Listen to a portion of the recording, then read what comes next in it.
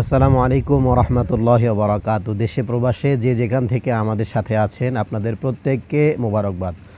প্রথমে আমি আল্লাহ তাআলার দরবারে শুকরিয়া আদায় করি, কেননা এমন একটা পজিশনে আজকের এই ভিডিওটি আমি আপলোড করব যেটা ৩০তম ভিডিও।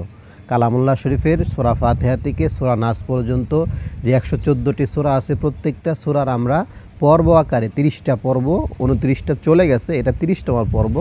এগুলো আপলোড দিতে পারা আমার কাছে মনে হচ্ছে যে কোনো একটা কাজের পিছনে যখন মানুষ দৌড়ায়, ওই মিশনের পিছনে যখন দৌড়ায়, মিশনটা কমপ্লিট হলে যতটা আনন্দ লাগে, আমারও আজকে আনন্দ লাগছে।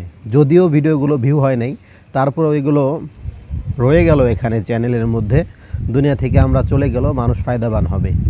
তো আপনারা সকলেই শেষ ভিডিওটা ভালো করে দেখবেন, যদিও ভিডিওটি একটু বড় হয়ে যাবে। পাশাপাশি পিছনের যে ২৯টা ভিডিও আছে সেগুলো আপনাদেরকে দেখার আমন্ত্রণ জানিয়ে রাখলাম। প্রিয় বন্ধুরা, স্বপ্নে যদি আপনি সূরা কুরাইশ দেখেন, আজকে সবগুলো সূরার নাম বললাম না, সূরা ফিল থেকে সূরা নাস পর্যন্ত, ফিলটা আগের ভিডিওতে চলে গেছে, এখন কুরাইশ থেকে 9টা সূরা আছে, তো নাম সকলেরই জানা আছে। তো স্বপ্নে যদি সূরা কুরাইশ তেলাওয়াত করতে দেখেন, মুহাম্মদ ইবনে সিরিন রাহমাতুল্লাহ আলাইহি বলেছেন, কুরাইশ পাঠকারী ব্যক্তি ভয় ভীতি থেকে মুক্ত থাকবে, অর্থাৎ তার ভয় ভীতি থাকলে সেগুলো থেকে দূরে থাকতে পারবে। ইব্রাহিম কিরমানি রহমতুল্লাহ আলাইহি বলেছিলেন, অসৎ লোকের সঙ্গী হওয়ার কারণে সত্য পথ থেকে বিচ্যুত হয়ে যাবে, এটা কিন্তু আবার খারাপ লক্ষণ। 3 নম্বর যেটা আসছে, জাফর সাদিক রহমতুল্লাহ আলাইহি বলেছেন, সৃষ্টিজীবের প্রতি দয়া করবে, দয়াশীল হবে সৃষ্টিজীবের প্রতি। এরপরে সূরা মাউন, আপনি যদি সূরা মাউন স্বপ্ন দেখেন, মুহাম্মদ ইবনে সিরিন রহমতুল্লাহ আলাইহি বলেছেন, স্বপ্নে সূরা মাউনের পাঠকারী ব্যক্তি নামাজি হবে, আলহামদুলিল্লাহ। এরপরে ইব্রাহিম কিরমানি রহমতুল্লাহ আলাইহি বলেছেন, অসৎ লোকের সঙ্গ থেকে দূরে থাকবে বা থাকার চেষ্টা করবে, এটাও চমৎকার। জাফর সাদিক রহমতুল্লাহ আলাইহি বলেছেন, দুশমনের উপরে বিজয় হবে।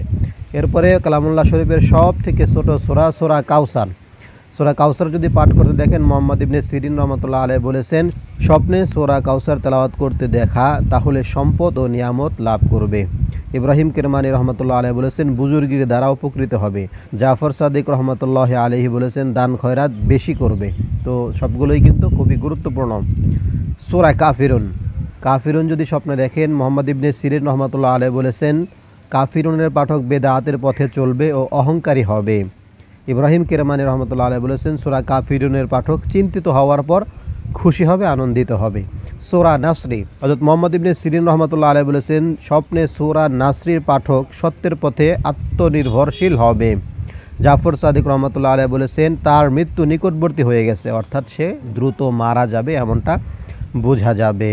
জাফর সাদিক রহমতুল্লাহ আলাইহি বলেছেন, তার মৃত্যু নিকটবর্তী হয়ে গেছে, কারণ উক্ত সূরা অবতীর্ণ হয়েছে রাসূল সাল্লাল্লাহু আলাইহি ওয়াসাল্লামের জীবনের শেষ সময়ে। সূরা লাহাব, মুহাম্মদ ইবনে সিরিন রহমতুল্লাহ আলাইহি বলেছেন, স্বপ্নে সূরা লাহাবের পাঠক প্রতারক, ধোঁকাবাজ হবে, খোদাই আযাবে শঙ্কিত হবে। ইব্রাহিম কিরমানি রহমতুল্লাহ আলাইহি বলেছেন, তার স্ত্রী অসৎ বদকার হবে। জাফর সাদিক রহমতুল্লাহ আলাইহি বলেছেন, মানুষ বদ কাজে তার সাথী হবে।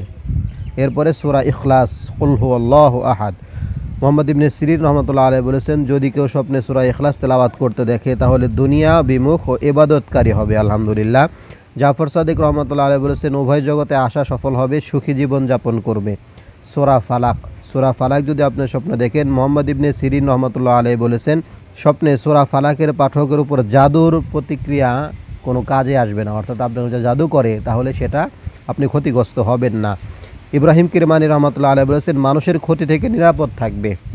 এরপরে সূরা নাস, যেটা কালামুল্লাহ শরীফের শেষ সূরা, ১১৪তম সূরা, এটা যদি আপনি স্বপ্নে দেখেন, মুহাম্মদ ইবনে সিরিন রহমতুল্লাহ আলাইহি বলেছেন, স্বপ্নে সূরা নাস এর পাঠককে আল্লাহ তাআলার বদ নজর থেকে রক্ষা করবেন, তাছাড়াও তার রিজিকে উন্মুক্ত হয়ে যাবে, আলহামদুলিল্লাহ। স্বপ্নে লা হাওলা ওয়ালা কুওয়াতা ইল্লা বিল্লাহিল আযীম এর পাঠককে আশাপূর্ণ হবে এবং সম্পদশালী হবে। প্রিয় বন্ধু, আশা করি যে যেখান থেকে আমাদের এই ভিডিওর শেষ পর্যন্ত ছিলেন, আপনারা প্লেলিস্ট আকারে আমি 30টা ছোড়া একটা প্লেলিস্ট করে রাখবো, সেখান থেকে আপনারা প্রত্যেকটা ভিডিও দেখে নেবেন। সকলে ভালো থাকুন, সুস্থ থাকুন। আসসালামু আলাইকুম ওয়া রাহমাতুল্লাহি ওয়া বারাকাতুহু।